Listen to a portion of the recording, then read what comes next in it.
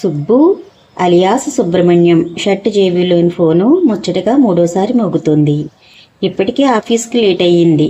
ఈరోజు కూడా బాస్ చేత అక్షింతలు తప్పవు అనుకుంటూ అభిమన్యుడిలా చాకచక్యంగా ట్రాఫిక్ పద్మవ్యూహాన్ని ఛేదిస్తూ బైక్ని నడుపుతున్నాడు. మళ్ళీ మరోసారి మోగింది చరవాణి. సుబ్బు మనసు కీడు శంకించింది. ట్రాఫిక్ సిగ్నల్ దగ్గర రెడ్ లైట్ పడడంతో బైక్ ఆపి ఫోన్ చూశాడు. గుండె గంటకి 150 మైళ్ళ వేగంతో కొట్టుకుంది.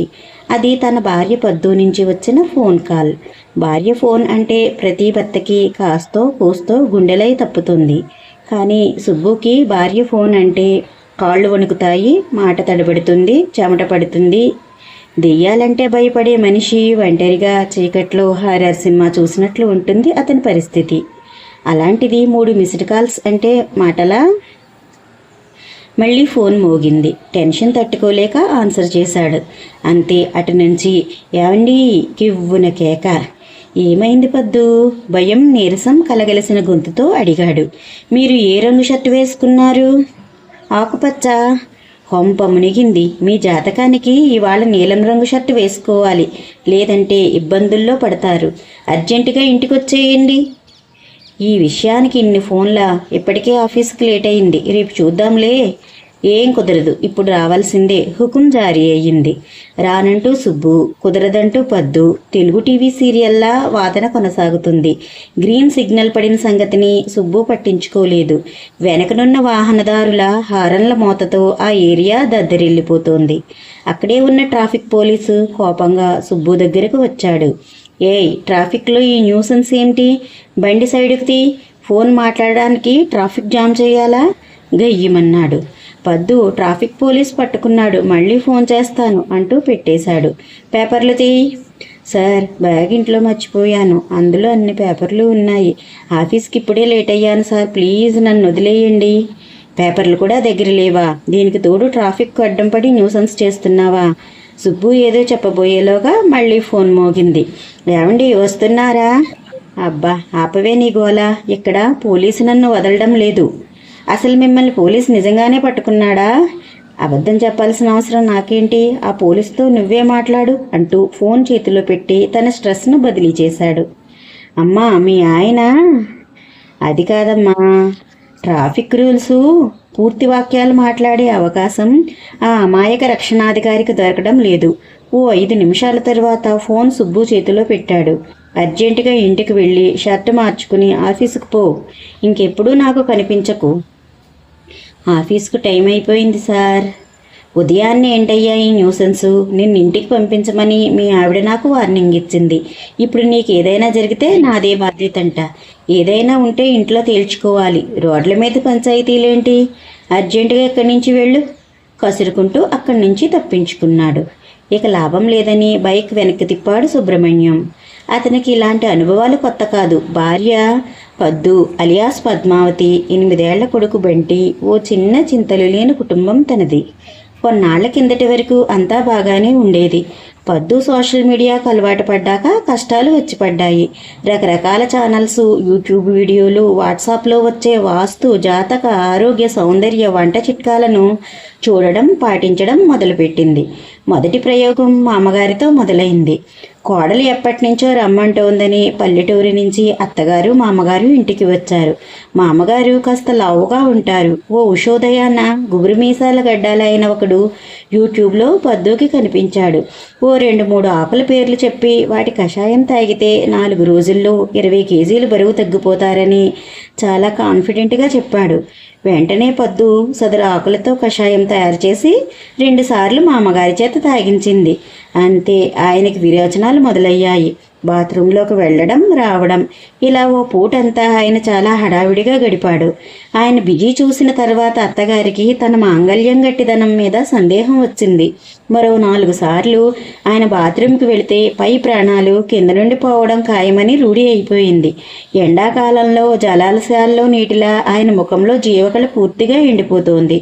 బతికుంటే బలుసాకు తిని శేష జీవితాన్ని గడపవచ్చని అత్తగారు మామగారు పెట్టే బేడ సర్దేసి బయలుదేరారు. నాన్న ఓ 4 రోజులు ఉండండని సుబ్బు బతిమాలుతున్నా వాళ్ళు వినలేదు. మా అమ్మగారికి నడిచే ఓపిక లేకపోయినా అత్తగారి సాయంతో పాక్కుంటూ దేక్కుంటూ ఇంటి నుండి బయటపడ్డారు. ఆ తర్వాత ఆ పుణ్య దంపతులు ఎప్పుడూ కొడుకు ఇంటివైపు కన్నెత్తి చూడలేదు. మీ నాన్నగారు చచ్చి బతికారా నాయనా, 10 కిలోలు బరువు తగ్గిపోయారు. 2 వారాల తరువాత ఫోన్లో అతని తల్లి బోరుమంది. మామయ్య గారు అనవసరంగా భయపడ్డారండి. మరో 4 సార్లు కషాయం తాగుంటే 25 కిలోలు బరువు తగ్గేవారు. పద్దు ఇలా కాన్ఫిడెంట్గా చెప్పేసరికి సుబ్బుకు చిరెత్తుకొచ్చింది. ఆ తర్వాత ఆయన ఫోటోకు దండ పడేది. అయినా వాంతులు విరేచనాలతో బరువు తగ్గడం ఏమిటి? చెప్పేవాడికి లేకపోతే వినేవాళ్ళకైనా ఉండక్కర్లేదా బుద్ధి? అయ్యో ఏంటండి ఈ మధ్య ఎలా మాట్లాడుతున్నారు?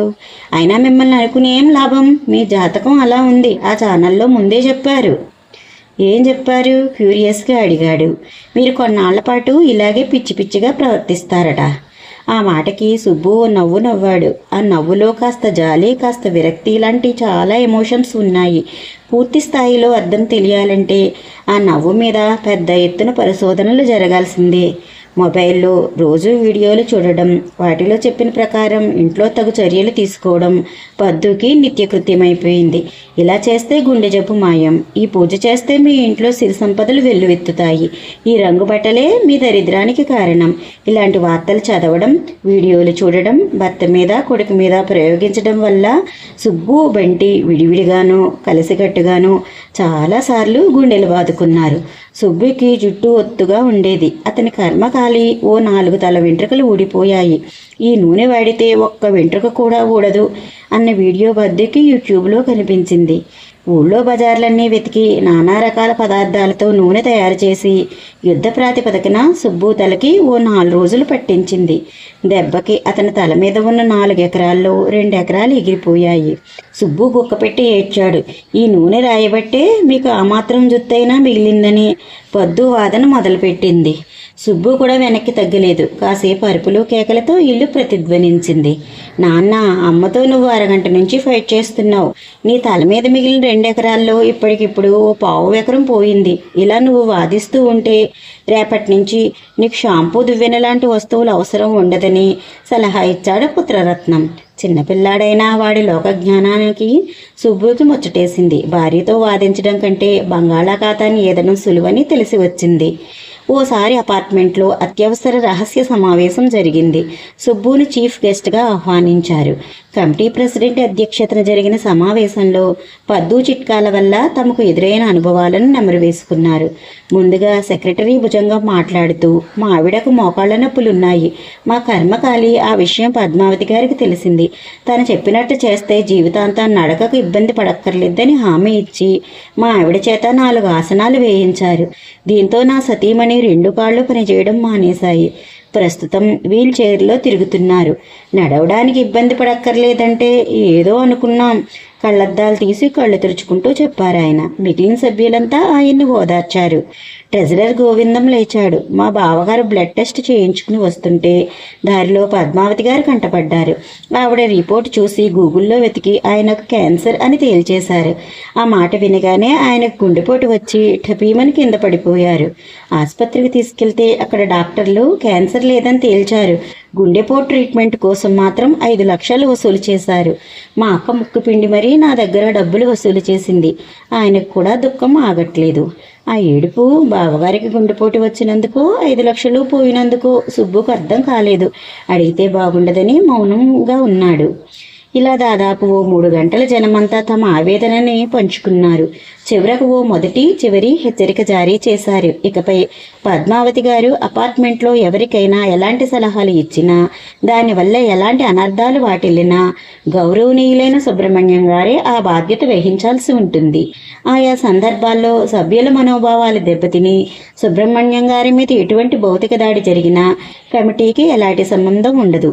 తదనంతరం అపార్ట్మెంట్ కూడా ఖాళీ చేయాల్సి ఉంటుంది. తేడాలొస్తే తమని తన్ని తగిలేస్తామనే విషయాన్ని వాళ్ళంతా మర్యాదగా చెబుతున్నారని సుబ్బుకు అర్థమైంది. క్రమంగా ఏ ముహూర్తంలో బయటకు వెళ్ళాలి, ఏ దిక్కు వైపు నడవాలి, ఏ రంగు బట్టలు వేసుకోవాలి, ఏ దేవుని ప్రార్థించాలి, ఏ పేరున్న వాళ్ళతో ఎక్కువసేపు మాట్లాడాలి, ఇలాంటి ఎన్నో కొత్త చట్టాలు ఇంట్లో ప్రవేశించాయి. దీనివల్ల సుబ్బు ఆఫీసుకు రోజు లేటుగానే రావాల్సి వస్తుంది. నువ్వు రోజు ఆలస్యంగా వస్తున్నావు, మరోసారి ఇలా జరిగితే పనిష్మెంట్ తప్పదు. సుబ్బుని తన ఛాంబర్లోకి పిలిచి వార్నింగ్ ఇచ్చాడు బాస్ వెంకటేశం.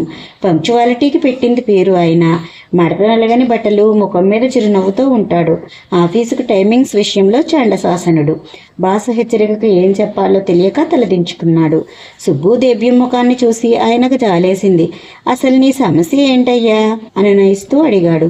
సుబ్బుకు దుఃఖం పొంగుకొచ్చింది. ఏడుపుని దిగమింగుకుంటూ తన ఆవేదనంతా వెళ్ళగెక్కాడు. వెంకటేశం కళ్ళల్లో ఇంతేనా అన్న ఫీలింగ్ కనిపించింది.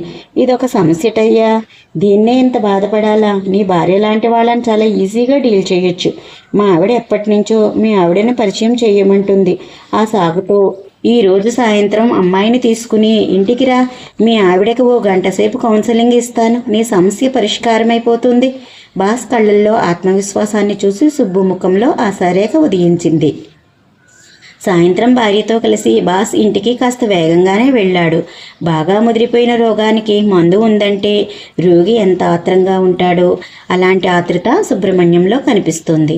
వీళ్ళు వస్తున్న సమాచారం అందడంతో బాస్ భార్య వెయిట్ చేస్తుంది. ఇద్దరు ఆడవాళ్ళు మాట్లాడుకుంటూ కూర్చున్నారు.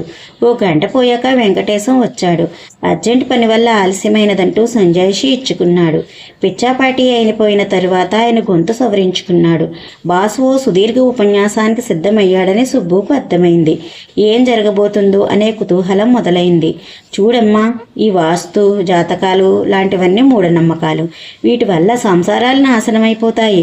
ఉపోద్ఘాతం మొదలుపెట్టాడు. ఈలోగా ఆయన భార్య చేతిలో కాఫీతో వంటింట్లోంచి వచ్చింది. ఏమండి, పద్మావతికి చాలా విషయాలు తెలుసండి. మన ఇంట్లో సమస్యలన్నిటికీ కారణాలు, పరిష్కారాలని చిటికలో చెప్పేసింది. ఇంటి ద్వారం ఇటు మూసేసి అటు పెడితే మనకి బాగా కలిసి వస్తుందట. ఇంకా చాలా మార్పులు చెప్పిందండి. ఆవిడ వాక్ ప్రవాహం కొనసాగుతుంది.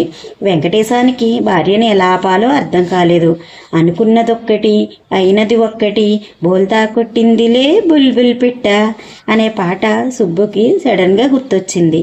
మీరు రావడం లేట్ అయింది కదా, మేము చాలా విషయాలు మాట్లాడుకున్నాం. ఏం మాట్లాడుకున్నారు? అసహనంగా అడిగాడు బాస్.